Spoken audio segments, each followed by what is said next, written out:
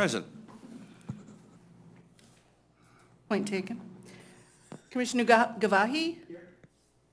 Commissioner Dillon? Here. Commissioner Noble? Here. Commissioner Connolly? Here. I know Mr. Mayor is absent. And Commissioner LaRue? Here. All right, looks like we have a quorum. Thank you. Any chance for public comment? Since there's no one here, I'll skip that whole dissertation on that, and we'll move right into the approval of the minutes. I'm assuming everyone's read the minutes, and we'll take a motion to approve the minutes as presented. Chairman, I'm not sure if I need, do I vote on that, or do I? 'Cause Yes, you do vote on that. I do? Yes. Okay. Thank you, Sorry. Mr. Trask. You're good? So anyone like to make a motion to accept the minutes? I make a motion to accept the minutes as they are printed and in front of us. Okay, I we have a second motion. All right, Mr. Connolly, thank you. We have a motion and a second. All in favor, call the roll, sorry, wrong meeting again. Commissioner Dillon? Yes. Commissioner Connolly? Yes. Commissioner Noble? Yes. Commissioner LaRue? Yes. Commissioner Gavahi? Yes. Chairman Wyckoff? Yes. So the minutes are approved. Thank you very much.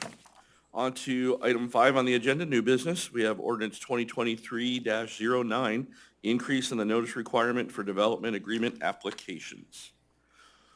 Who's up? All right, this is pretty straightforward. Yep. Ordinance 2023-09 expands the distance of mailed public notices from 200 feet to 300 feet of the subject property for entering into, amending, or revoking a development agreement. The ordinance also clarifies that the Community Development Department will post and mail the public notice when the development agreement goes before Planning Commission. Okay. Do we have any public comment on this matter? Seeing none. Any of our planning commission members have any discussion on the matter? Questions you want to ask of the city? I do. Is that 200 to 300 feet, is that from the edge of the property going outward, or is it from the center radius out? And why is the change from 200 to 300? Well, we wanted to be consistent with the other mailing requirements, so for zoning, land use change, and the alcohol beverage application and variances. And we grabbed this number from the Pinellas County Property Appraiser's website. And I believe it's from the edge of the property. Andrew usually grabs this so he can Yeah, give a little more we use detail. the radius search tool from the Pinellas County Property Appraiser. I'd have to look up the see if it's from the center of the property or from the outside of it, but the 300 foot was more of the be consistent because elsewhere in our code we reference 300 feet for mailings. Yeah, you might recall when we do, people looking for variance requests and things like that, it's always been 300 feet. For some reason, this one was 200. And as our new mayor has been on about wanting to make sure more of the public knows about these things coming on, it seems to make sense to me, too. I do have one question, Mr. Chairman. Now, the staff is going to send out the notices, right? In the past, staff hasn't, is that correct? No, we've always sent out the Have you? notices. Okay. Yes, we were just clarifying they would come from our department. Okay. Because there are times that maybe, it's happened in the past that staff had an issue and they didn't advertise properly or in time, and, developers can blame the city staff. So if we didn't have the ability to be consistent with our history, then I was going to ask for the questions, but since we've been doing this for a long time. Yes, we send out all the notices for all the, like redevelopment, alcohol, rezoning, land use change, all of those, the city staff. Thank you. Thanks for the question. Okay. Anyone got anything else? But it's on your website, correct? In other words, you're mailing, Oh, yes, we also post so this on it's the also website. on the web page of Madeira Beach of what they are proposing, as well as the notices going out.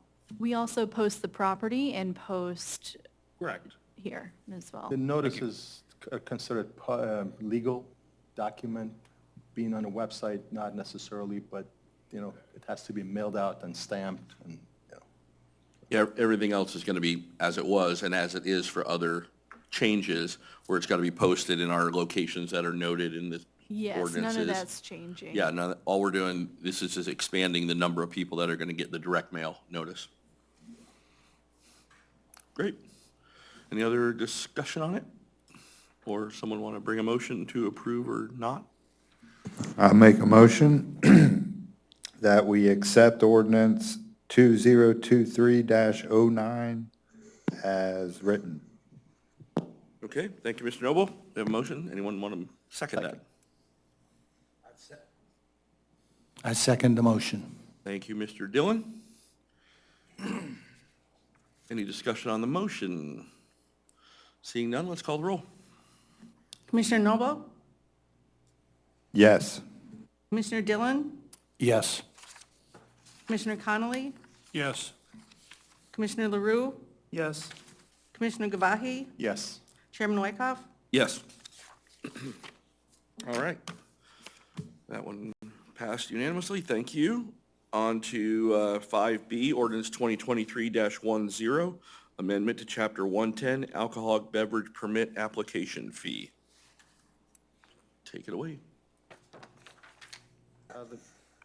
The proposed ordinance 2023-10 removes the exact fee amount for alcohol beverage applications from the Madeira Beach Code of Ordinances. Instead, the city fees and collection procedure manual will determine the cost of an alcoholic beverage permit application.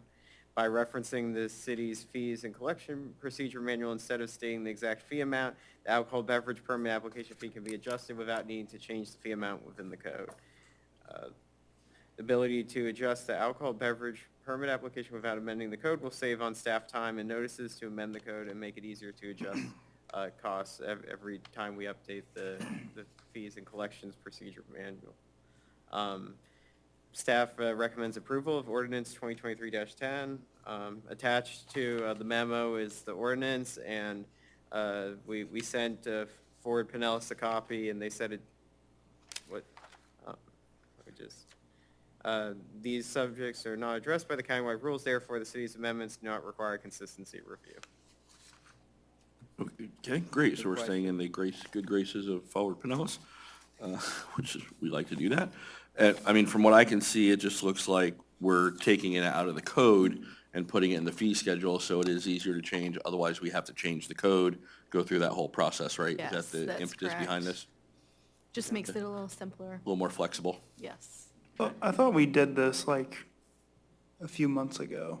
That was impact fees, That was impact fees, but for the same same reason. reason, yeah. So this was just another piece of that, basically, okay.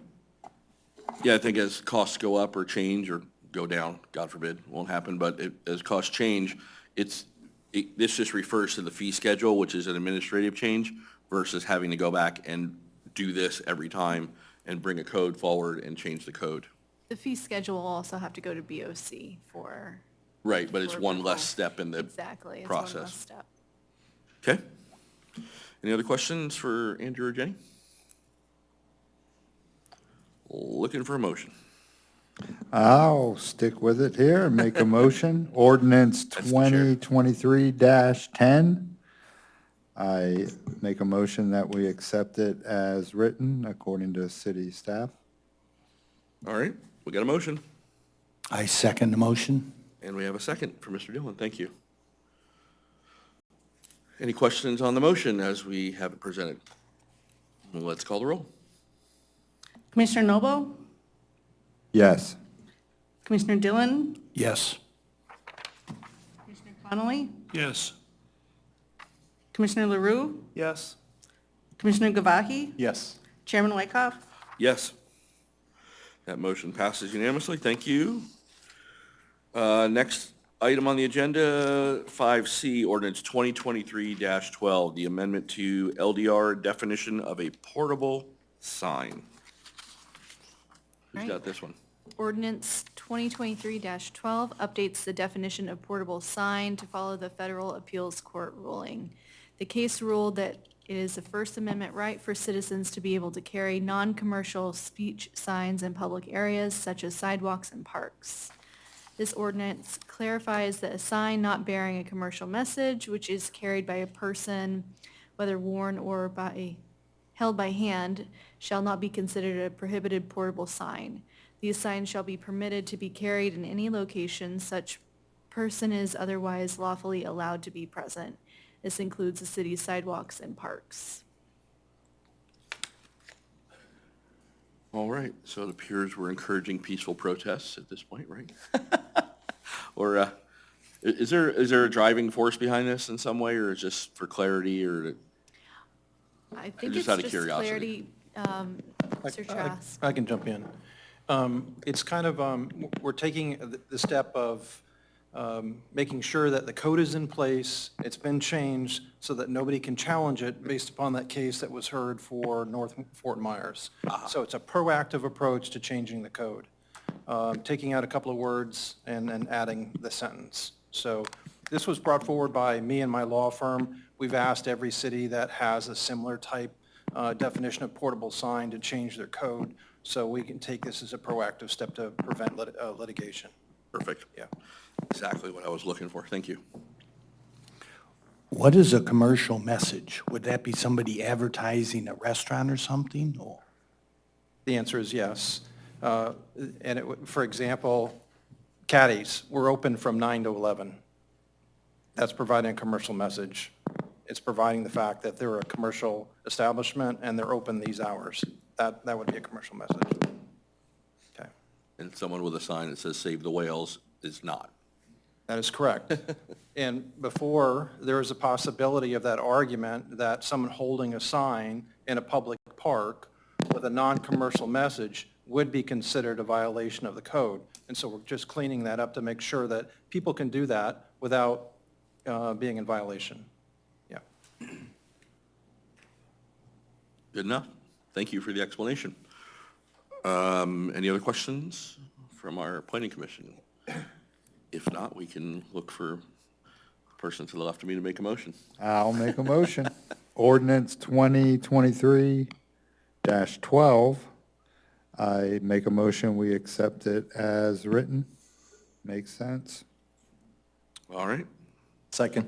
There we go. We got a new seconder. Thank you, Mr. Goby. We have a motion and a second. Let's call the roll. Commissioner Noble? Yes. Commissioner Gavahi? Yes. Commissioner Connolly? Yes. Commissioner Dillon? Yes. Commissioner LaRue? Yes. Chairman Wyckoff? Yes. Motion passes unanimously. We're on a roll, ladies and gentlemen. Okay. Last item under new business is D, ordinance 2023-13, LDC, rental of residential amenities.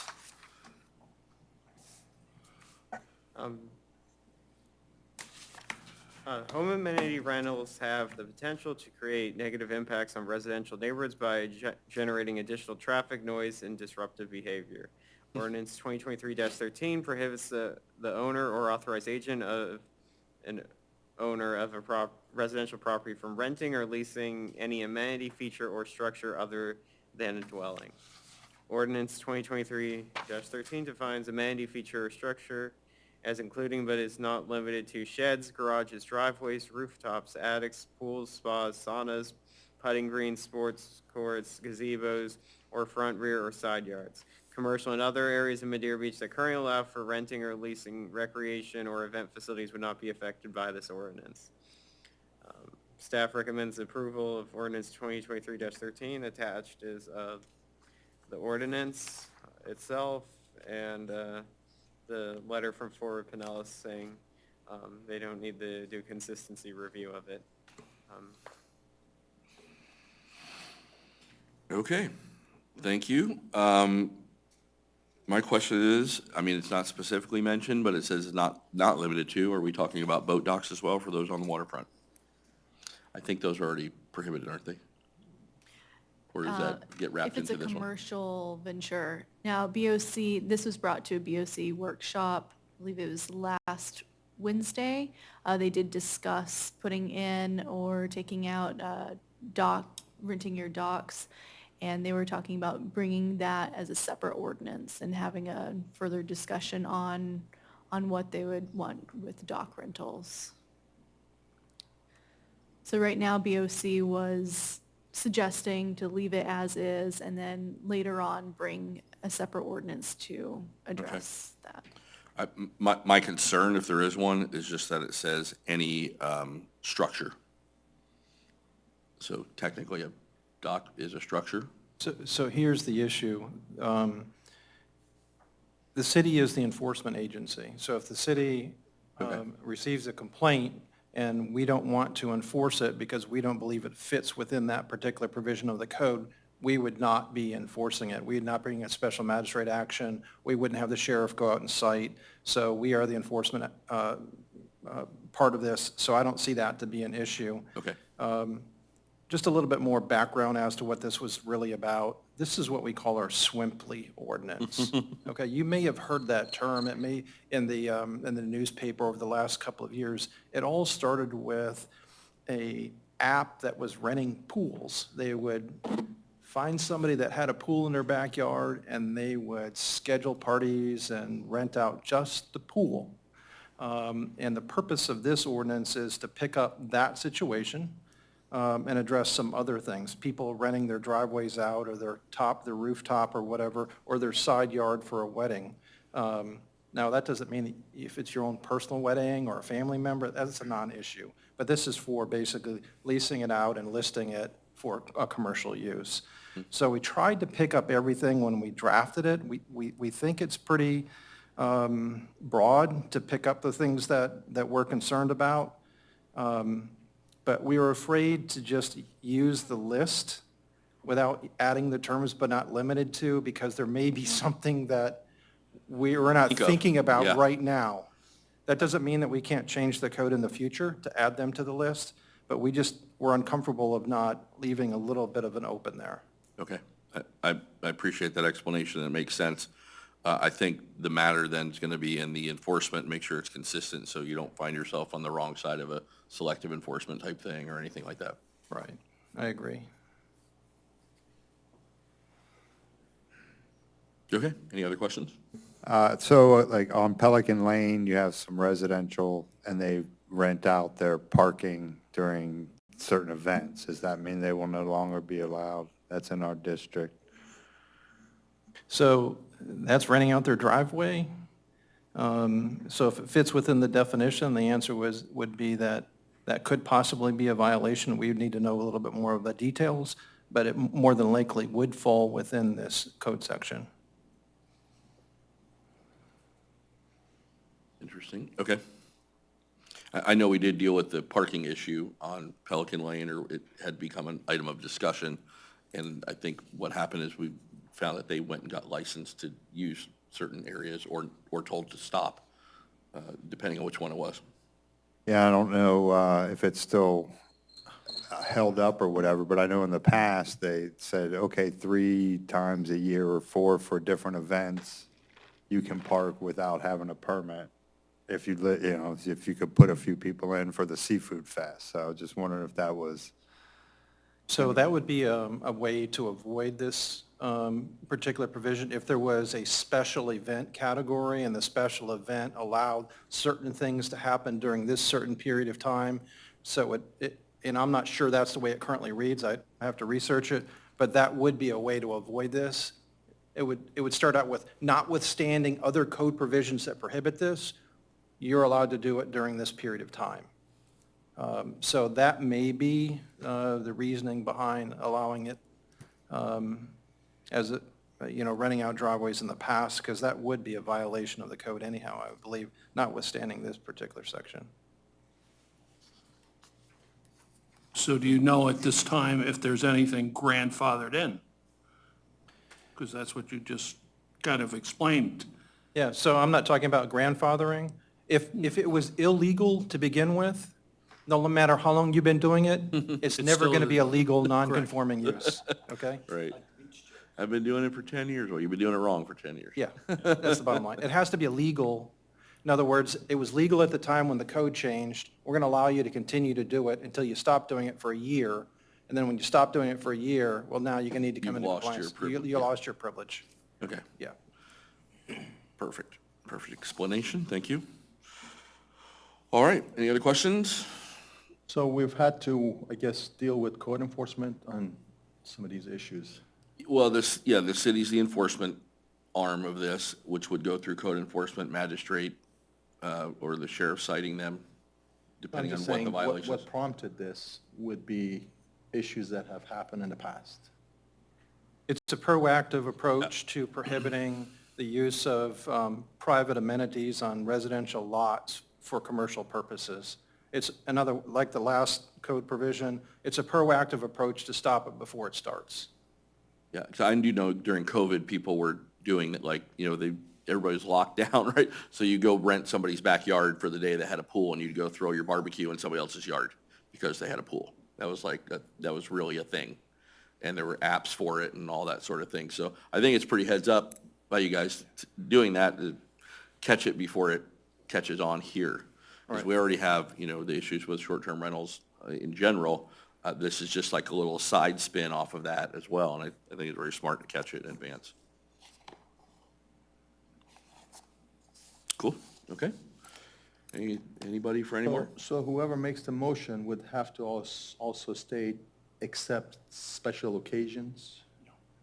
Or, It No, would just be a motion to recommend approval of the ordinance as it stands, because any of those different types of things, if it's already provided in the code as a special exception use or special event use, then that's already covered. I'm just saying, I don't know the answer to the question. I did not research that. Maybe Jenny would know, or Andrew would know. Do you know whether or not that exists in the code? I'm not sure. I know that there is a special events section in the code that allows certain things. I'm not sure if parking is under that, Okay. but we would have to research. So my recommendation is to move forward with this as it's written, and those issues can be addressed. I mean, if you want to follow up, we can follow up, do the research, and bring it back to you next month or a future meeting to let you know what we have found out with regard to special events. yeah, I think the important part is getting it in play, and then it can be massaged later if we need to for special events, right? Where we can look in the special events section, maybe that's something you guys can put on your to-do list or whatever, see if there's something in the special events section that addresses, on these occasions, some of these are suspended or whatever, however that machinery works to allow that to happen. I don't know that that's that big of a deal, because during those events, nobody seems to really complain unless they're parked in somebody's driveway illegally. But if someone is allowing people to park in their driveway, I don't know that anybody's really complained about it. And again, the city's the enforcement arm of this. If they decide to enforce it, they can. If they don't want to, they don't have to during special events. would you be willing to table this till next month, so we'll be more prepared with, I mean, that's certainly a motion we can entertain. If it's at the pleasure of the majority of the board, I think it's relatively important to get it in place, and then it can be tweaked later. But either way, if we're not in a hurry. I don't know that we have an emergency status where we have all these people lined up in their swim trunks out in front of driveways waiting to get in, but, I do believe it's an interesting and a insightful piece of ordinance that probably is a good idea to head off some potential problems. I don't know that it's imminent or immediate. If we want to table it, we can certainly entertain that. So you want to put it in and massage it next meeting? That's what you're, That's up to you guys. I mean, I'm just here to, well, that sounds like a great recommendation. we can table it if that's the pleasure of the group. Yeah, Because typically, then you'll be able to tell us.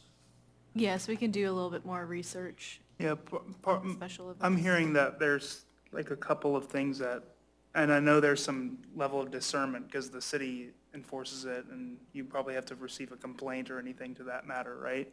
But, sounds like there might be some exceptions too that need to be explored, just because like, I know that there's a kind of a vagueness to it, but, I don't know. Because you mentioned like the dock situation. I know that's definitely common. So if that's something we want to maybe look at protecting, or if it needs to be protected at all, that's just what I'm hearing too, like, just from the discussion. I think that tabling it and doing some more research and maybe gathering some exceptions would be Okay. worth it. Mr. Trout, do you have a concern with that? Is there anything you see that? No, I don't have a concern with that at all. I would just suggest that it would be a motion to postpone and it would be to a date certain. Okay, This is not time sensitive. didn't think The only so. concern I would have is that if it's been advertised for the BOC to consider it, then we'll have to pay to have it re-advertised. Yeah, I was gonna bring that up, because right now, didn't we tell Clara to advertise it for the May BOC meeting? 'Cause it's It'd be on- going to the May BOC meeting on the 10th. So, yeah, that's. And There- today was the submission day of that, so it was already submitted and in the packet for Yeah. BOCs. And there are sections related to residential dock rent, that's like a separate section. So that, this ordinance wouldn't impact that section. That section with the renting out a residential dock would still exist. We would have to do research about the special events air. I know usually on residential properties, you're not allowed to do commercial parking on them. Maybe previously they didn't enforce that. I know we've had issues with certain people trying to turn residential lots into parking. I mean, if you guys wanted an ordinance specifically to allow for parking to be rented out for certain events, I think that would be better as a separate ordinance, if you specifically want to do that, because I remember reading through certain sections really, and I don't remember seeing any protections related to that, because usually there was a house near John's Pass that got code enforcement because they were trying to rent out parking, commercial parking, at a residential property. It kind of sounds to me like there's well, that feedback is crazy.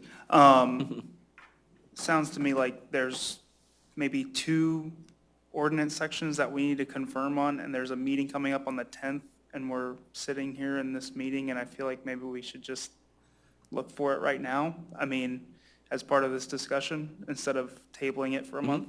I mean, I know we have pretty quick meetings sometimes, but. Yeah, no, I mean, we don't need to If we rush our can way take out a of few here. If we minutes could, and you know, if look in it a- up, then Yeah, I have no problem with that. If we're in a, say we you know, do it. he's doing it right now. I think Already- Andrew's already in looking the it up. process. Yeah, If you so look this at the is, for example, screen. this is the dock section. So if you have an R1 or R2 residential area property, you can lease your dock, provided the following conditions are met. The boat is not for hire while moored at the residential dock. The boat is clean and odor-free while moored at the residential dock. The boats which are used full-time for commercial purposes may not be fuel loaded or unloaded at residential docks. Not more than one commercial boat may be docked at any one lot zone residential. Owners or lessee who rent 3 or more slips shall obtain a local business tax receipt. The moored boat or vessel must be placed within Got it. 25% of the navigable waterway. If tide piles are at 25% of the waterway, the vessel must be moored within the tide piles. So that's, All right, that covers the dock. Yeah, so as long Pretty as there's clearly. as long as the verbiage is not conflicting with dock and structure, right, then we should be fine. I mean, Right, what's in the ordinance, it's not specifically it doesn't say mentioning dock, so, yeah, okay, It says structures such as but not limited to. okay. And then you have one that specifically says you can Yeah, rent your dock, right. so that would exclude that yeah. from that list, right? That's controlling. The more specific controls Is more over right. the general. Okay, there doesn't have to be like cross-referencing or whatever, it's just. So really, the only issues we're talking about then would be parking for special events. Yeah, Yeah, okay. so I'm not sure if you can check that, Andrew. May I ask a question related to the docks? It specifically says R1 and R2 zoning. The description for the docks was specifically for R1 and R2 zoning. Do we have other zonings in this town beyond R1 and R2? may That not may- fit in this? I mean, most other places so R1 and R2 are probably the most restrictive because R1's single family and R2 is low density multifamily. There's other zoning districts like Commercial commercial districts. ones that are have different requirements, and the least restrictive one, at least but would be C4, but only a couple Which places. is marine commercial. Yeah. But this one's just specific for renting out like residential docks in those zoning districts. And those are really the only areas where we have issues, right, or in the resident, I mean, for the most part, it's where we have the issues is in residential zoning categories where people are concerned about the renting out of whatever it may be. Yes. And here it specifically addresses the docks in R1, R2. We've got the commercial zoning, which is going to allow it already. The marine commercial, the Johns Pass District has its own overlay, which specifically addresses it. So I think we're covered on the dock thing. Or for some of the zonings for like, let's say PD, doesn't apply for PD zoning, That would have to be put in the development agreement. whether or not it can be leased? Mhm. Okay. Am I correct in that? Yes. With the parking situation in our off-street parking section, required off-street parking shall not be located on R1 or R2 zoning district lots for, and this is for off-street parking facility, so. So we know it's prohibited there. So the question though, Andrew, is there a special event section of the code that overrides it? Could you search special events and see if something pulls up there? Because I thought with special events, it's more about, Does it talk about parking on residential lots?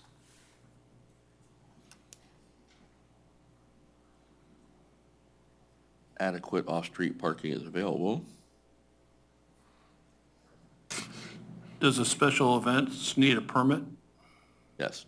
That's what's all in that Then- special events section.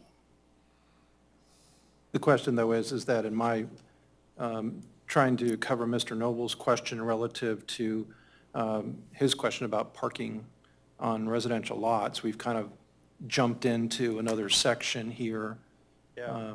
trying to figure out whether there's an exception that would allow that, or maybe it's just been happening and it's not been found to be in violation or not enforced, which is obviously a separate issue. I think it, And is it or will it be an issue? I mean, or has it been? Parking is an issue. But I mean, have there been complaints about people allowing parking during special events? I don't know the answer to that question. I know that the city is actively involved right now in enforcing parking on vacant lots or unimproved lots that otherwise are in violation of the code. So at least 5 that I'm aware of right now, but those were not residential properties. Andrew was talking about one. I'm not sure if that was in the list recently, too. this previous one, this was probably about a year or two ago. Okay. It's different one. It was on a R2 zone lot, kind of near, it was like right near kind of where the boardwalk ends down in Johns Pass. It was like that residential property kind of near it. So the chair is asking also, are you aware of a lot of complaints? Is this an issue or not an issue? During Yeah, special events. are we trying to fix something that isn't broken by addressing it in this ordinance is my core question. I mean, This I'm this sensitive, particular Mr. ordinance is just basically saying if you rent out your driveway, then it would be a violation once this code provision is adopted. And it's evidently already a prohibition that Andrew was just reading. But it doesn't look like there is an exception in the special event section that would allow it. So I mean, if you guys wanted to add or edit the code or add a section of the code to allow it for a certain special event, but I think that would be better in a separate ordinance. Yeah, I would agree with that, but I think also we're talking about making a citywide ordinance that really only affects a small group, a very small area, because you're not going to have people parking over here on Harbor Drive for the seafood festival. So all of a sudden you're conflating a bunch of different issues into one, trying to rule the masses for a very small subset, right? I don't think we have that issue further north on the beach, because all of our events tend to be in and around Johns Pass, with the few exceptions like when the triathlon goes on the beach or something like that. We're kind of like stumbling into a problem to solve that doesn't exist because Yeah, it's we're trying to fix non-compliant up- as it stands, so to do that according to that one section. So I think that, to me, the docks provision Clear. that we have, and then now we know that that's technically non-compliant, then that just totally removes that as part of this discussion, to me. So Yeah, I'm with you. I would say we would move forward. Want to make that motion? But King of the Beach tournament, they might want to park, someone may sell us a parking spot or two, and then they walk over. That's, And then when we get a The pile of special complaints about it, then we exceptions. can look into Yeah, I that mean, particular. maybe we may not even know that is happening, right? I mean, technically, it would have, like, we're talking about something that would have to be almost so egregious that your neighbors would be like, What are you doing? hey, what are you doing? Got a They're calling valet somebody set up, up. Yeah. Yeah. Exactly. There's a sandwich board out there, parking Yeah. $50 for the day or something. I mean- The random guy that says, hey, if you want to park at my house, Yeah. leave me a case of beer in the fridge. Exactly. Or leave me a kingfish. That's a different thing. I think we're trying to create a rule for something that may not really be a valid problem. I'm sensitive to what you're saying, Yeah. but I don't know that because all of a sudden now we're opening a different jar, Yeah. I think relative to what we're talking about today, though, it's kind of like we've kind of figured out the two concerns we had with regards to what's in the ordinances now, and I think we can move forward, personally. Sure. You're really testing my, Pull it out of the narrative or the script.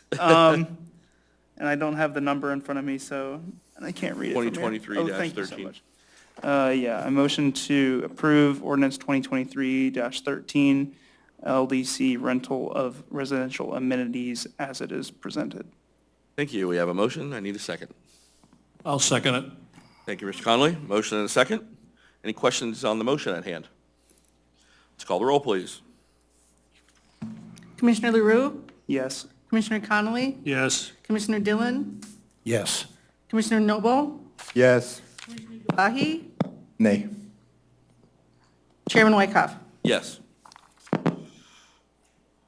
All right, that motion passed. Thank you, everyone, for your discussion and valued input. The next item is old business. I don't see any items on the agenda of old business. Do we have any administrative staff presentations at this time? You have the sunshine law training. Yep, it's coming up next. Oh, it's on the next page. I thought it was a whole nother item agenda. Our administrative staff presentation, A, Sunshine Law presentation and training. Hey, Tom Trask, your interim city attorney. Thank you for the opportunity to speak with you tonight. I know that some of you have already heard this little presentation that I've done on sunshine law. We do have new board members, and so I was asked to make this presentation again. And so tonight I wanted to talk to you about the sunshine law. I'm not going to talk to you about the public records law. I'm not going to talk to you about gift law. I'm not going to talk to you about ethics law. I'm not going to talk to you about conflicts of interest or voting. I will be happy to answer any of those questions for you if you ever have them. But today is just to talk about the sunshine law. I've handed out a couple of things tonight, and I just want to talk about those three things, and then I'm going to give you my little spiel.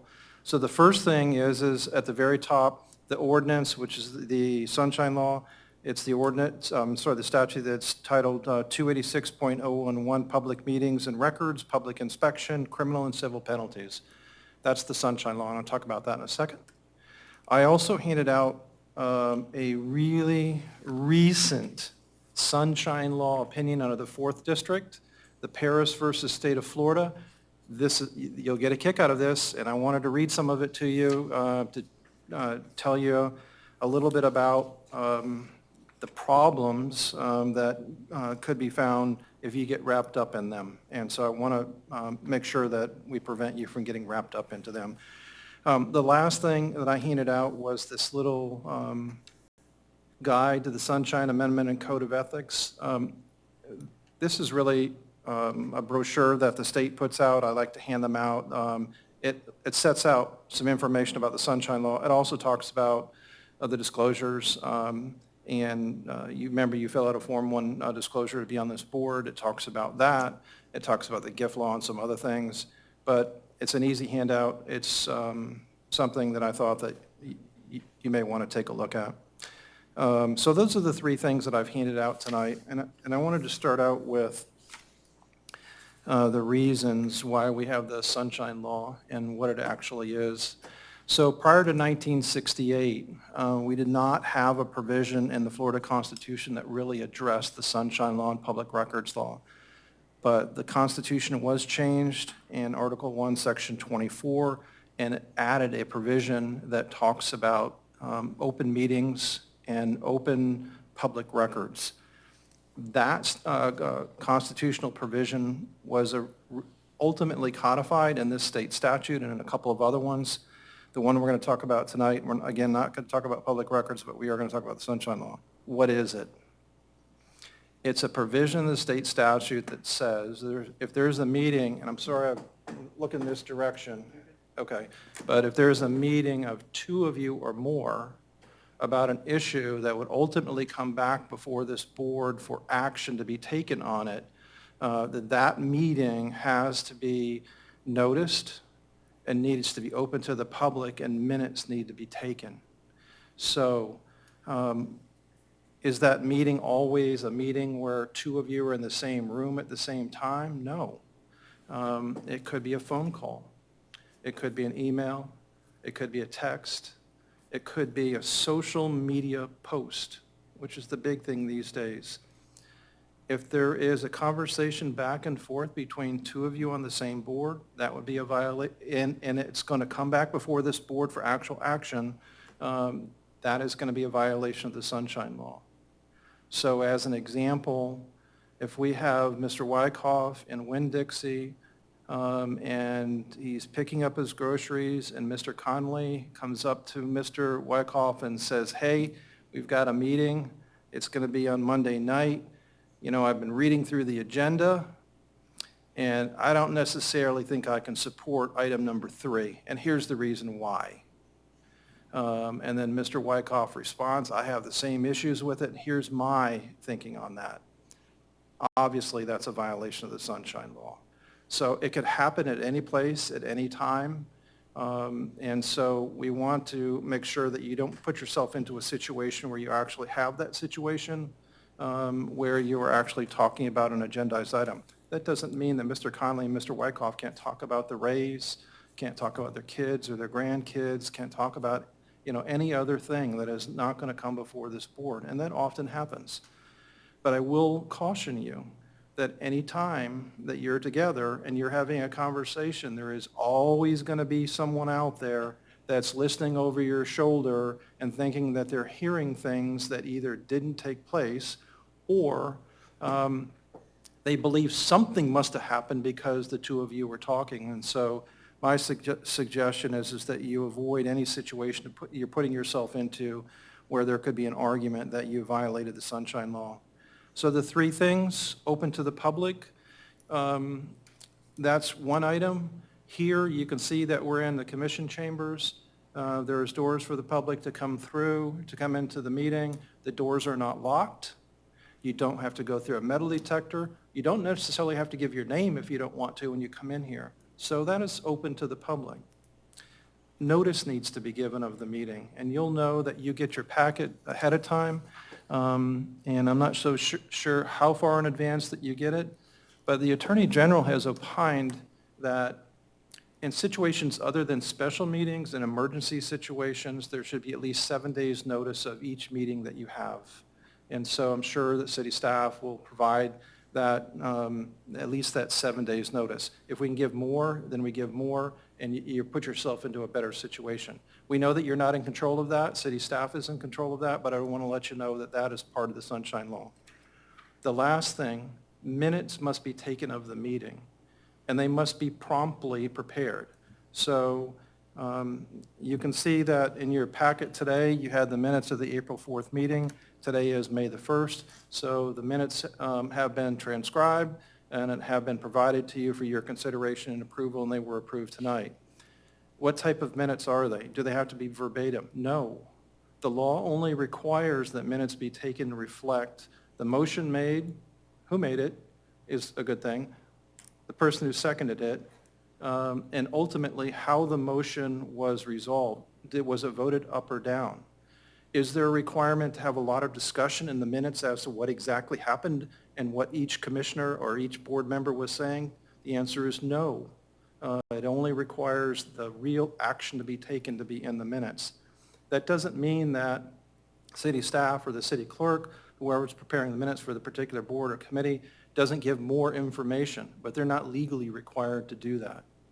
So in your conversation in Winn-Dixie, Mr. Wyckoff, with Mr. Connolly that I just made up, obviously that may be open to the public, but they didn't know anything about it. There was no notice of the meeting that the two of you were having, and no minutes are being taken, so that would be a violation of the law.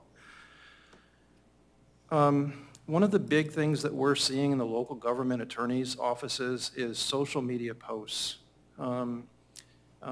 If you're a big Facebook fan and you post information, and we do have commissioners that like to post things on Facebook to say, hey, there's a meeting coming up, this is what's on the agenda, this is how I feel about this particular agenda item, and it is to let the public know and hopefully get more public into the meeting for some kind of discourse between the resident or the business owner with the commission or the board.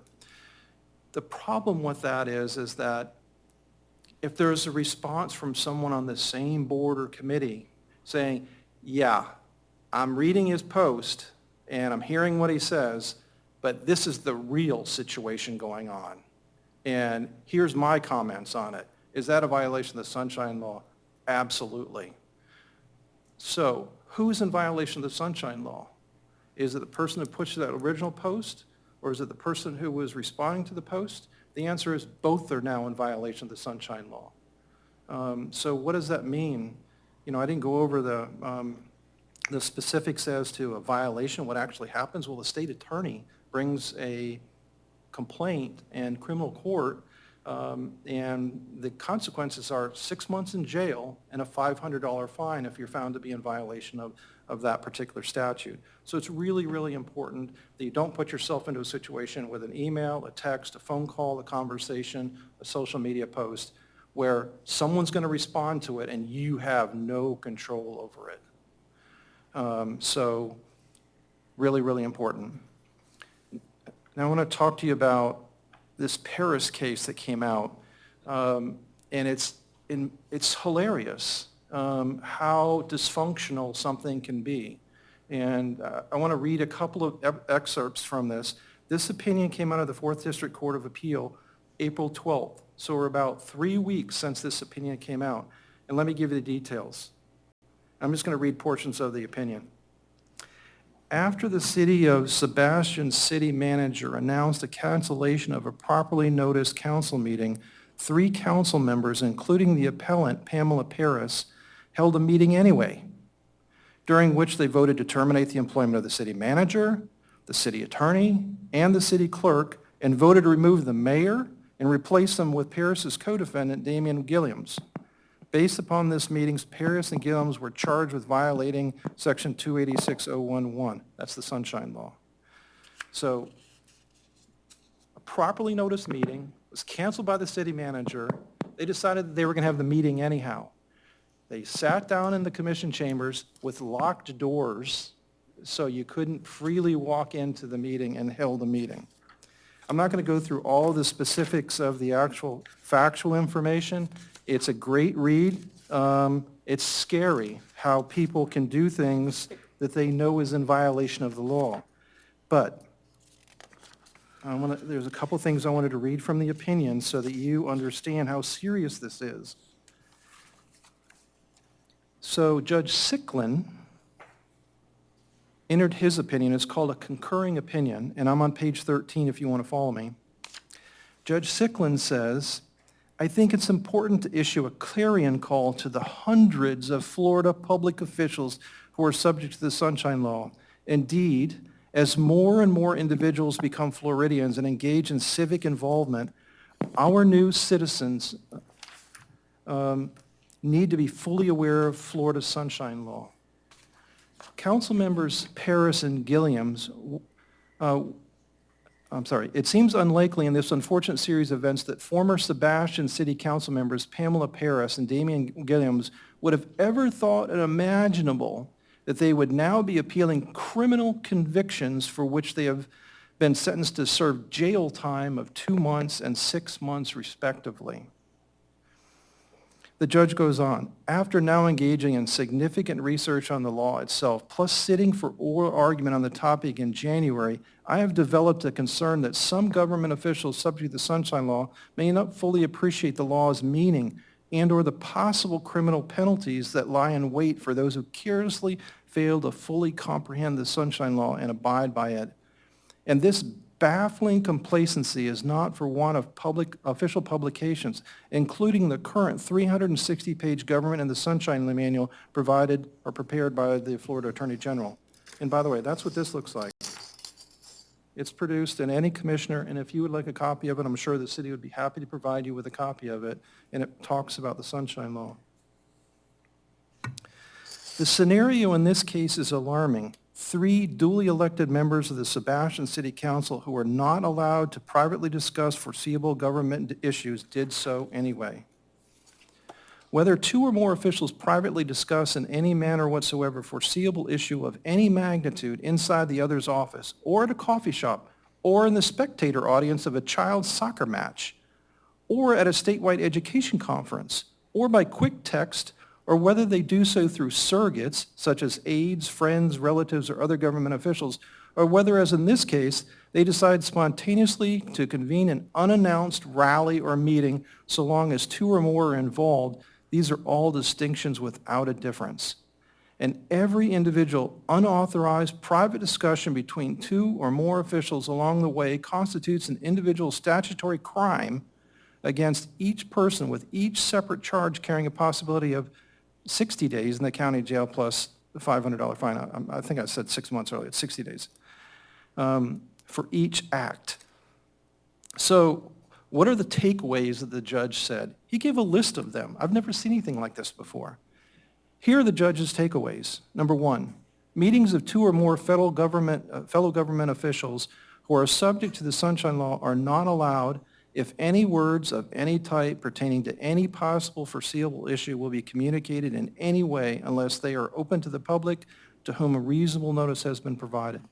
Number 2, there is rarely any purpose for a private meeting or communication between 2 or more government officials who are subject to the Sunshine Law. Those who engage in such activity widely open themselves to the allegations that some aspect of the governmental decision process has unlawfully occurred behind closed doors.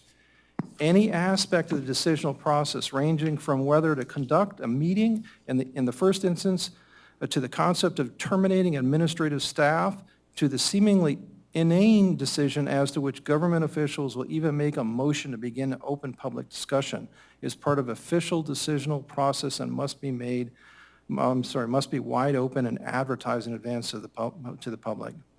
Number 3, under Florida law, there is no such thing as an informal conference or unofficial caucus or a pass-you-in-the-hallway information gathering or sharing by 2 or more government officials subject to the Sunshine Law, which would thereby remove such communication from the Sunshine Law's ambit.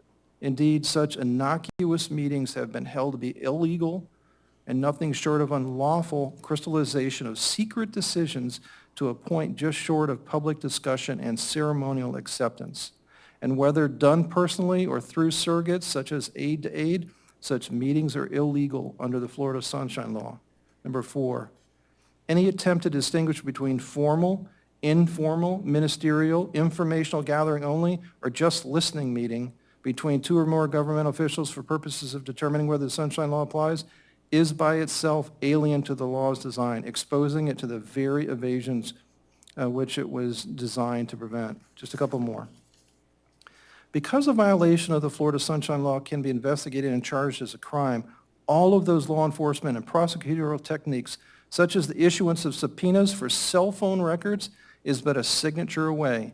In these cases, prosecutors easily gathered data and produced it for the jury, showing numerous texts, emails, telephone conversation, and voicemails. So they got them all. Over a wide-ranging period between all three city council members. The flowchart prepared by the prosecution and shown to the jury highlighted the dates of the calls, to whom they were made, the duration of the calls, and the overall sequence of the communications. Number 6, when in any doubt as to whether a meeting or communication, either directly or indirectly, between two or more government officials may be illegal under the Sunshine Law, the easy answer is leave. Number 7, I didn't talk about the perjury charges brought against these people for lying under oath that they had no involvement with the Sunshine Law violation. There's one addition he's added, to Judge Sicklin. Lying under oath about any matter that is material to an alleged Sunshine Law violation is considered as an additional crime of perjury, and every individual lie constitutes an individual statutory crime against each person, with each separate charge carrying a possible penalty of 1 year in the county jail plus a $1,000 fine, plus pay substantial court costs, plus 12 months of probation per lie. And just as is the case with the underlying Sunshine Law crime, no statutory sentencing guidelines exist for this type of crime in Florida, and thus consecutive jail sentences and consecutive probationary periods are permitted and within the trial judge's unfettered discretion. So, obviously, that should scare the hell out of you when you're sitting up here on this board. I didn't mean to do it in that way as to scare the hell out of you. It's just to say, hey, here's a really recent case with some big issues in it, but they all boil down to two or more people of the same board meeting and discussing a topic that would eventually come before them to consider. So I didn't provide you the other case that was issued at the same time, the Gilliam case. It is basically follows the same line as the Paris case. And I will tell you that I was at a legal conference up in near Jacksonville over the weekend, and this case was talked about heavily by the county attorneys and city attorneys that were in the conference.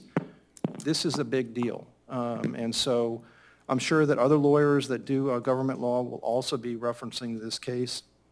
And if you have the opportunity to take another 10 or 15 minutes of your time to read the factual background before it, I think it would be helpful to you, and just to show you how stupid people can be. Don't get yourself caught up in that. We know we've got smart board members and commissioners here. And with that, I'd be happy to answer any questions that any of you have about the Sunshine Law. And if we need to talk about public records law, voting conflicts, ethics, or gift law, we can do that at another meeting. But any questions? I have one question.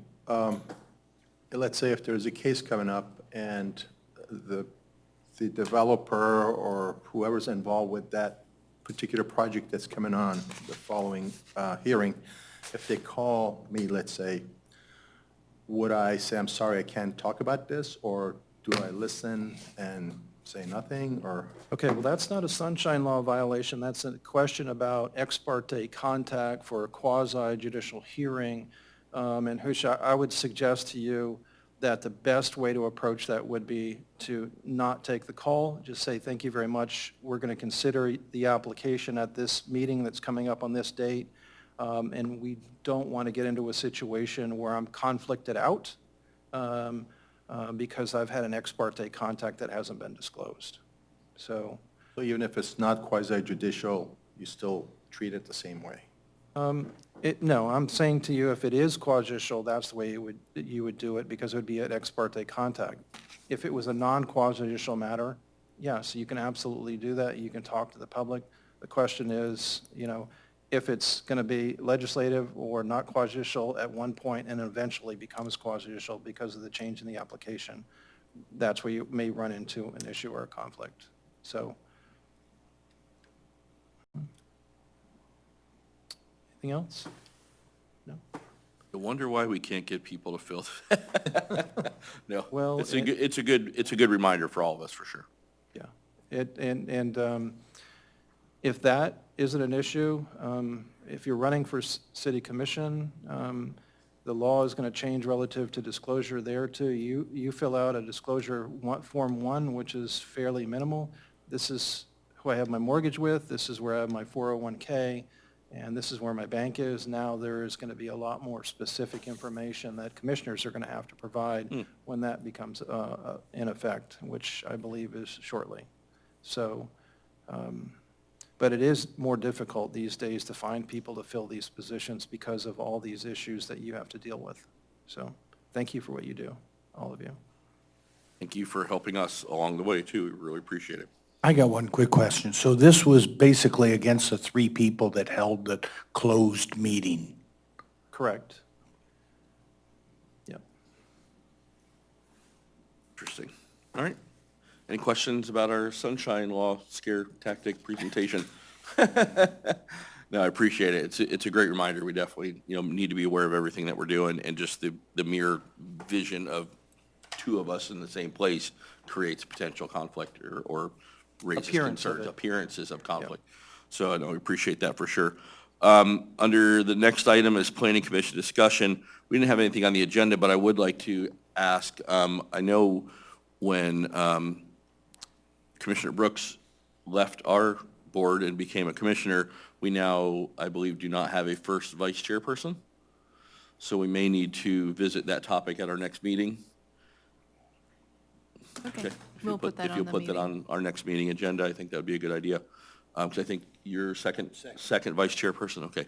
So we'll need to either move him up first and elect a second, or do however we want to do that, and administratively, I'll let you handle how that goes, Okay, thank you. okay? I just thought of that as I was looking at the pictures back there. I went, wait a second, she was our first vice chairman. Okay, so any other discussion from our planning commission members? Yes, Mr. Chairman, I've noticed on these ordinances that passed, there is previous mayor's name. So I Oh. think we probably should. Yeah, we're making that change before it gets there. They were prepared some time ago, so they will all be updated. I updated them for the BOC first reading for each ordinance. We sent it, right after we sent out the planning commission agenda, I noticed that and corrected it. I apologize about that, sorry. Okay, thank you for that, nice catch. I just had that happen on a real estate contract. I reused one and put a new address and forgot one of the names on there, had the person sign the wrong name, so there. Oh. Had the wrong printed name, they signed their name. Yeah, anyway, so good catch. Proofreading is important in our world. So appreciate that, good catch. Our next meeting is scheduled for Monday, June the 5th at 6 PM. And I actually believe I will not be present for that meeting, just so you know. I will not. I will be out of the country. Yeah, I'll be at a real estate conference in London, so that'll be fun.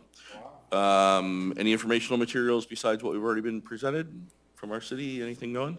Nothing else? Okay, well then, at that point, the meeting is adjourned. Thank you. Thank you.